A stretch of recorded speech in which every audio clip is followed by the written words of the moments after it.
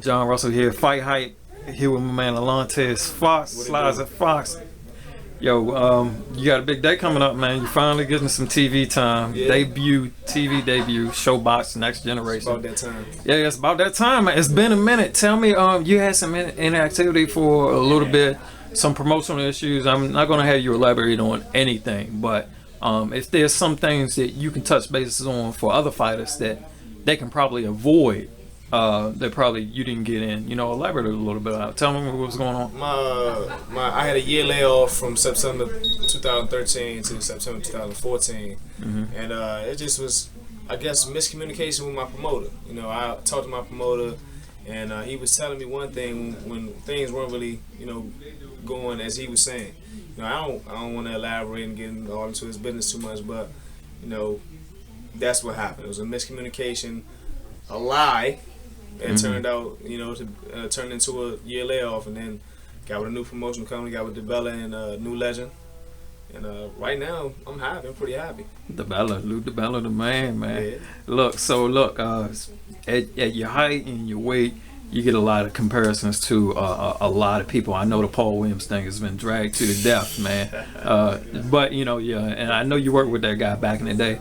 Also, I know recently, you done some work with Trout when he was in the area. Yeah, I did. How did that turn out for you? It was real good work. Trout's a really strong champion, and I can see why he made it the way he made it too. He's pretty crafty. He got some good movement. It was really hard, good rounds every time we sparred. Yeah, what are some things you picked up from him that you probably had in your game? Well, because he's southpaw first, that's a major thing. I don't spar too many southpaws. I don't fight too many southpaws. Yeah. So to spar southpaw that was a champion is, it's really just experience altogether. I got you, man. Look, obviously your height stands out, but you're more known to your pipe.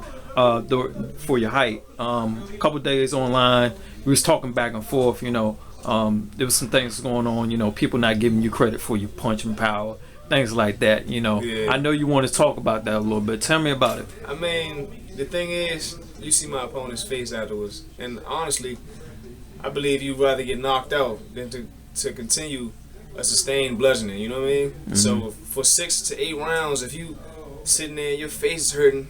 These guys look like they got to sit in the house for about 2 weeks after I finish with them. I mean, if they don't get knocked out, that's on them having a good chin, I guess. Yeah. So I mean, during the activity, you say you've been keeping the shape, you've been getting the breasts. I mean, it's nothing like coming off this layoff, getting on TV for a debut, and the guy that you're fighting, Patrick Day, 9 years old. Yeah. He's had a lot of activity last year. Does that concern you at all?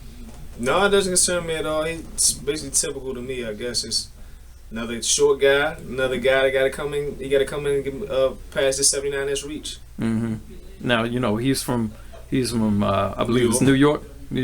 Have been some things that you look and you've seen some from the things that concern you, or some, not to give away too much of your game plan, but it's no secret what I'm gonna do. I'm a box. I'm tall. I'm a move. That's not even a secret. Really, I did watch his fights. I wasn't too concerned about what he might do, because he's never fought anybody like me. Nobody fights a 6'5" junior middleweight. That's a phenomenal thing. So I know for a fact he's coming in to get me. He'll try and impose his will, and I mean that's playing into my game. Wow, man! Look, I can't say nothing but it's been a minute, so you get to finally get some TV time. Yeah, but you also got I know you work up here. We actually in the back of barbershop, so you might have to change your name to Catch This Fade Fox or something like that. Somebody gonna catch this fade. I mean, it's always gonna be all over the place. I put it on my Instagram and everything, @Slides Fox, Twitter, @Slides Fox, Facebook, Alantez Slides Fox. It's always, my haircut's all over the place. I'm either destroying you with my hands or making them look good. It's like either way you need your hood in your hands. Either way you using your hands. Yeah. Well, look, you one half. There's a nickname around this area. With all due respect, it's the Twin Towers, and that's all due respect to people up in New York. It's not to be taken the wrong way. Another part of the Twin Towers, is up here. This is a brother right here, the Professor Mike, 6'4", 4-0, man. I had one knockout recently. Look, what are some things that you taking from your brother on your way up, man? Oh, actually there's a lot. I mean, just watching him, you learn how to improve your game, and I learned a lot about the politics of boxing, all that. Just to see when it's like the year layoff and stuff, and then when I made the switch, it's like I was like, man, am I gonna fall victim to that? Is this gonna happen to me? But I mean, it's all part of the business. That's the way I see it. Now, one thing I forgot to mention that you guys' father, I worked with you guys' father. Your father works with both boxing and MMA artists. I work personally with Mike Easton, Tim Woods, a couple other guys over there to roll with. You guys, does that give you a unique advantage? Because a lot of people discredit guys that work with UFC and MMA, but your father can bring in different looks. Does he add the elements of both of y'all games? Yeah, it does. It does. It brings a healthy advantage. I mean, it's some things I might do in the ring that I have actually stolen from the MMA guys, and I'm sure some of the boxers never seen it, never felt certain things that I do. What about you, Mike? Yeah, well, I've always thought, like, coming up now, I'm thinking, like, there's no textbook way on how to fight, not boxing or MMA. So I think so you can pull from either one. Says the Professor. The Professor. Yeah. That's his nickname. That's his nickname right over here. The Professor. You can pull from either one, because I actually learned some things too as well. Especially in the clinch. Like, MMA is that clinching is a very large part of the sport. Yeah. Now when I fight boxers, can't nobody clinch with me. That's something to learn right there. Yeah, when they get that top on and stuff like that. Yeah.